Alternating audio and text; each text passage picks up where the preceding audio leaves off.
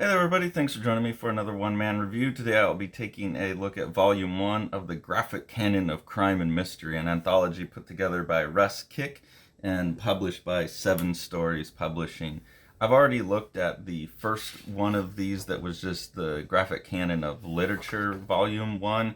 These were 2 books that I picked up used at Second and Charles, I think, and really enjoyed just the breadth of work that's in here. I understand better with this one what it is that most of these are commissioned for this book and are just little short stories by a variety of artists, little sections from famous pieces of literature.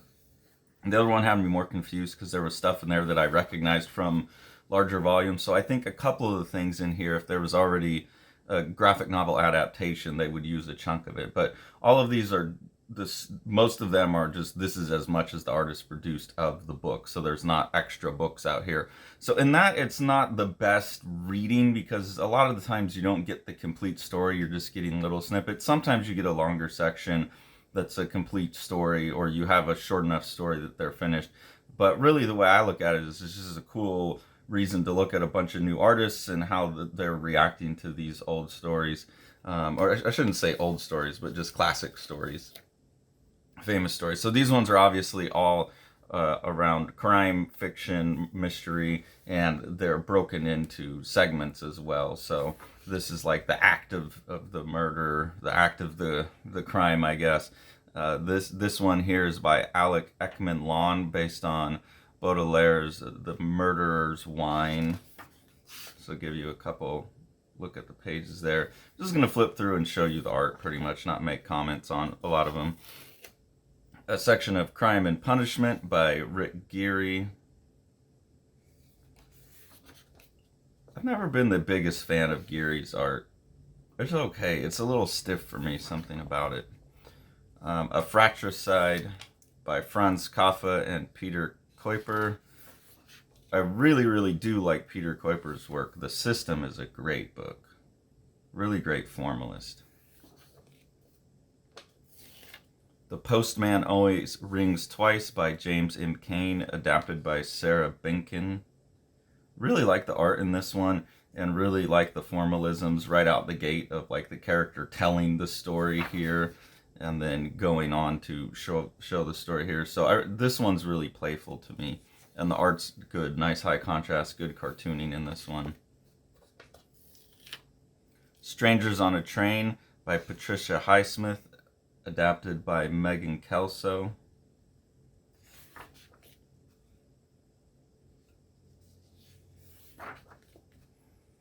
A chunk of Clockwork Orange by Anthony Burgess, adapted by Carrie Franzman. This one was very strange. I know that the artist is looking at the book, but I can't help but feel like the movie was influencing it a bit. But I've never read the book either, so I don't know. I just have the experience of the movie. But especially just going with pictures like this it puts me immediately in the mindset of film rather than literature adaptation. But I do like the collage elements, the strange Photoshop, the collage elements. Truman Capote's In Cold Blood by Emma Guinness. Just nice, clean, functional cartooning. Being able to tell a story largely without words. I think this one's really well done. Mr. Mercedes, a Stephen King adaptation by Sarah Crosby.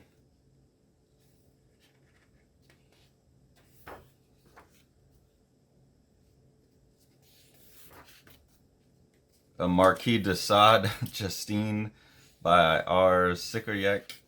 This one I think already existed. It's a bunch of faux Wonder Woman covers picking up on the BDSM that was embedded in the original ones.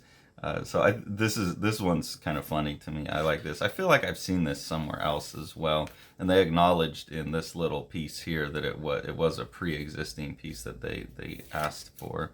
This is The Body Snatcher by Robert Louis Stevenson, adapted by Kryota Wilberg. Really like the stripped bodies in this one. There's some really, really gross images here, this kind of stuff, and the flat coloring makes it even nastier to me. And then I noticed that in this story there's a character named McFarlane, and they're also calling this character Toddy. So I thought that was funny that in an older story like that you get a Todd McFarlane. Had to notice that. The Kikuchi Jun, The Power of Eloquence, adapted by James Ragg. This one had some cool art. This was actually probably one of my favorite stories in the book in terms of reading, because it was complete. A lot of them I just like checked out halfway through because I got the sense that I was coming in the middle or something. But this one's a full tale, and like the little scam that's being run in it is interesting. This is a piece from Dubliners, The Two Gallants, James Joyce's Dubliners, done by Robert Barry. I really like that Robert Barry is using the Bud Fisher style, and he gives an acknowledgement to Bud Fisher, but it really works in this context. This one worked pretty well because it is like a full story. I know Dubliners is a bunch of short stories, so this one worked pretty well. I did have a hard time understanding exactly what the scam they ran was, but that one was an enjoyable read. This is an Arsène Lupin story by Maurice Leblanc, adapted by Jane Mai, where they're they're taking pot shots at Sherlock Holmes, even though this character was apparently created to like respond to Sherlock Holmes's popularity, to take advantage of that. I thought that was funny. The art, I don't know, I think she was picking up on the Lupin and going with the bunny rabbit. I was so excited to see this Miracle of the Rose by Jean Genet, done by one of my favorites over the last couple years, Gareth Brooks, in his kind of style that I'm used to. He switches styles a lot, but his familiar like embroidery style that he's using, and then the burns that he was using in the Dancing Plague, and then the wood block. It looks like wood block prints underneath. But even all of the lettering and what looks like blue line paper, this is all embroidered in there. It looks like he's putting a piece of white fabric and stitching it down, and then embroidering the blue line on there. And I just think like the amount of care and love that he puts into and do this kind of stuff is crazy. And it's such a different look for comics. I really, really enjoy what he does. Whether, some of these are like cutting out and putting the woodblock under. Some of these are burning the canvas that he's stitching on and putting the woodblock under, and then scanning that in as is, it looks like. It's just, what he does with materials is awesome. And the stories he tells, the story he picked in here, it's just all really, really great comics. This one I thought was really funny. They have a section, a couple like just little snippets of Pimp by Iceberg Slim. This is by Elise Weaver. Really, really like the art in this one. Just the compositions and the strange colors are really good. They remind me a little bit of Mickaleen Thomas's art, and there's another artist I'm going to blank on who uses this kind of things, fine artist, but some of these kind of same shapes and the fake perspective, the orthographic perspective that is being used here reminds me of some other artists I've seen. The color palette, all this stuff is really interesting, kind of pulled from the fine art world. Headhunters by Joe Nesbo, adapted by Jackie Roche. This one was a pretty complete little story too. It was cool because there's a Peter Paul Rubens painting in it that must have been really fun for the artist. Let me see if I can find one of those. Must have been really, really fun for the artist to redo Rubens in the watercolor. I've done a Rubens in ink. Anytime you're recreating a Rubens in a different, well, even if you're doing it in oil painting, it would be really difficult, but in another medium it's especially difficult. The Judgment of Solomon, the story where Solomon decides not to cut the baby in half. This is by Karen Katz. Really like the way Karen Katz uses the page layouts. Like each one is just figures, kind of weird and bent. I feel like I've seen I think Eleanor Davis uses this approach as well. I don't know who got there first on this kind of stuff, but I really like the look of this stuff. It's not the best for storytelling, but it does kind of add some emotional weight to what's going on. But what's going on here sometimes is like kind of loosely tangentially related to what's going on in the story. Oedipus Tyrannus by Sophocles, adapted by Benjamin Frisch. I enjoyed the art quite a bit on this one. I thought it was like good for the bombastics of the story, like this kind of reaching arm here and the heavy black and white. That one was pretty well done with the art. This one I really like too, Three Apples from the Arabian Nights by Glynis Fox. Really like this kind of medieval perspective there. I think I'm going to try and steal some of these strategies for something I want to work on. So that's really cool. I really like to see that. I almost wish that it would have extended throughout the whole story, but I don't know that the story justified it. But anything from the Arabian Nights is going to be a good little story. The longest piece in the book is you have the Murders in the Rue Morgue by Edgar Allan Poe, adapted by Theo Ellsworth. So the style on this one is really hard for me to look at, but I think it fits really well. This like super dense, really kind of detailed, but like the lines are almost a little bit too close together for how thick they are or something. Made it very hard for me to look at, but it also gave me a real like claustrophobic sense, which you have a story about a lady who got stuffed down a chimney by an orangutan. Like that's a pretty good reason to be claustrophobic.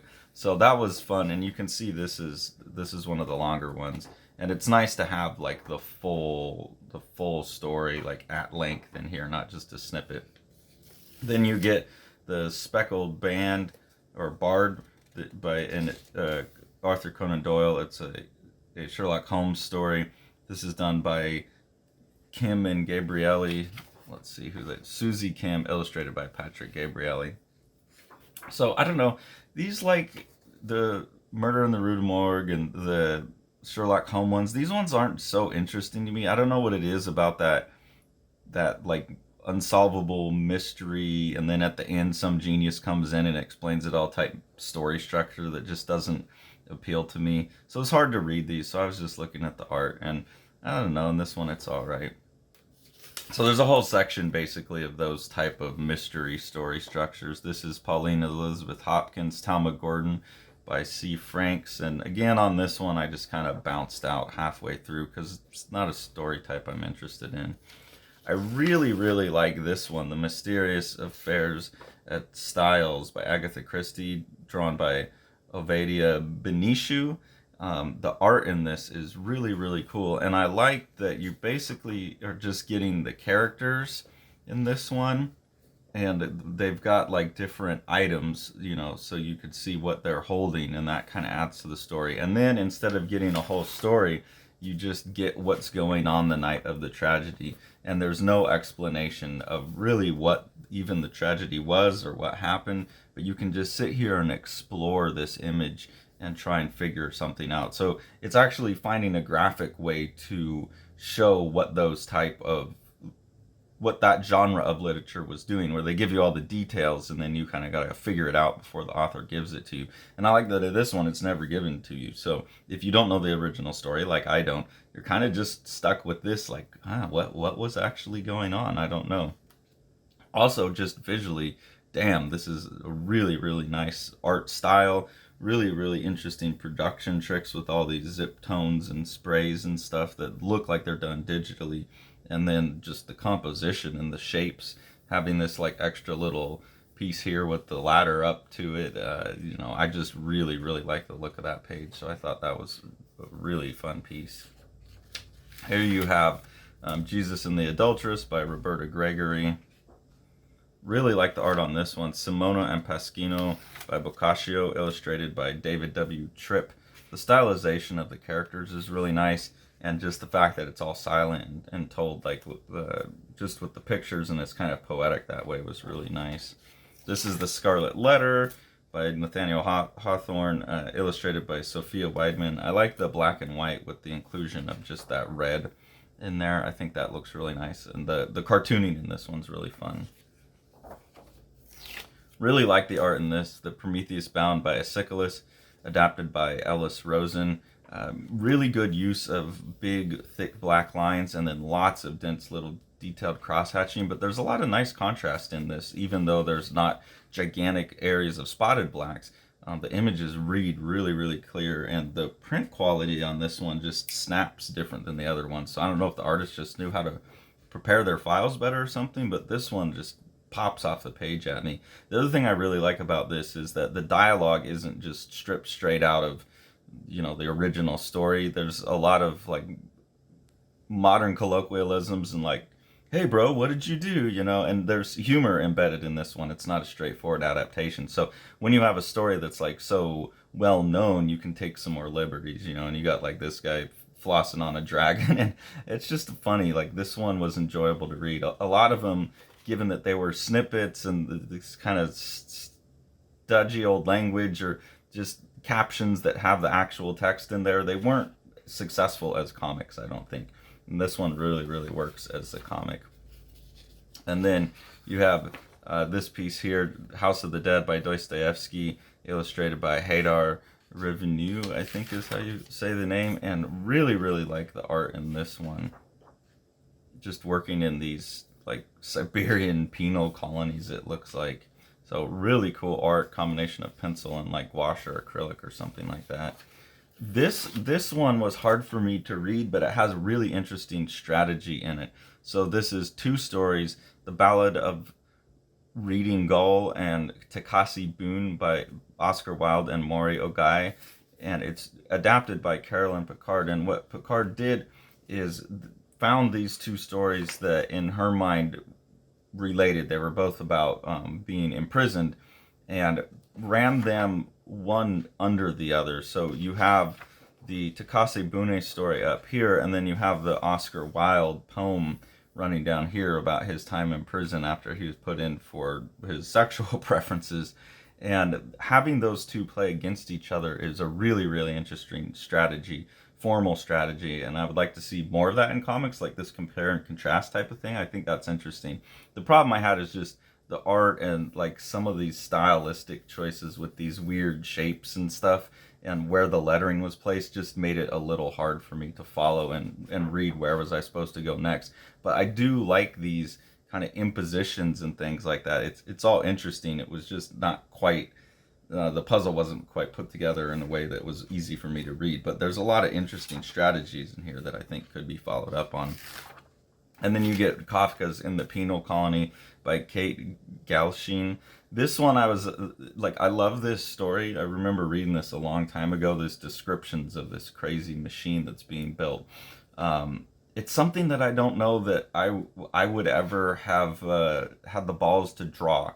Like, there's something about a lot of Kafka stuff, especially where he's describing this kind of, I mean, it's definitely a possible machine, but his descriptions of it are so strange that I don't know that I would ever draw it. Like, I feel like, especially with this art, which isn't, super detailed or anything like that, the art is doing a disservice to what one can imagine when they're imagining this awful machine that he's describing, this torture machine for grinding bodies up.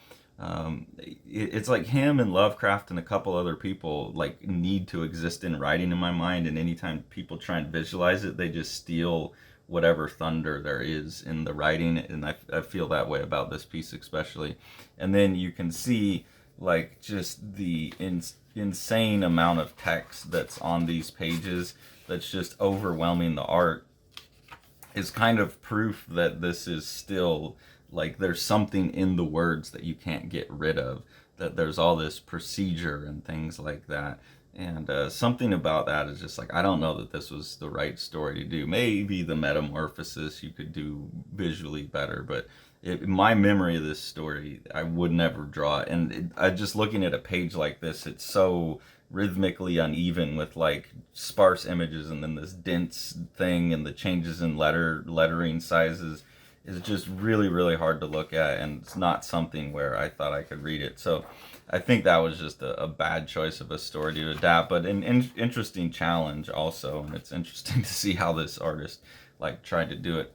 So anyways, I think these are really cool anthologies. So a lot of the art in here I'm not a huge fan of. A lot of it I really did like. Really excited to get like some more Gareth Brooks and stuff like that. But I would like to get all of these. I know they're pretty cheap. I could probably get them online pretty cheap, because I think it's a really interesting project, and I don't know if it's still going or not, but I hope it is. It's a cool idea, and it just gives a look at what could be, because the literature forces some different strategies in comics, I think, in a lot of these, if the artist really thinks it through instead of just doing just straight copying the text. If they're really thinking about it, they're kind of pushing the boundaries of comics in certain places, and I like that quite a bit. So these are cool books. If you can find yourself used copies of them somewhere, I would definitely recommend getting them. I think they're pretty cheap online. If you enjoy what we're doing here on the channel and want to support us, there's 2 ways to do that. One way is through our Patreon, where there's 2 different tiers of engagement. The first tier, you just get early access to our videos. We have 2 months worth of kind of queue waiting to be put onto YouTube there that you can check out early.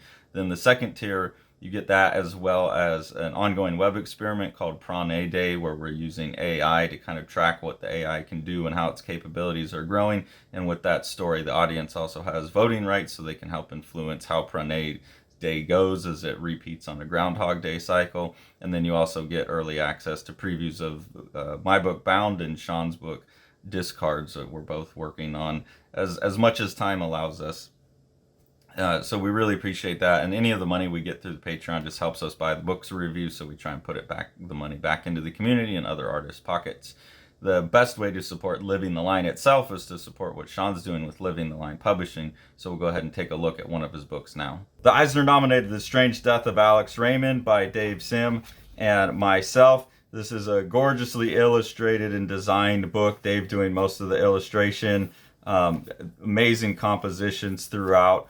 What Dave is doing is he's recording his obsession with the death of master cartoonist Alex Raymond behind the wheel of Stan Drake's car when they got into a car crash. The best description of the book that I've heard is that it's like understanding comics with pages like this mixed with something like From Hell, when you get into the theories about what actually happened with the car crash. And then with Sean on production, it's just one of the most gorgeously printed books you could get a hold of. Thanks for following along. Take it away, Jack.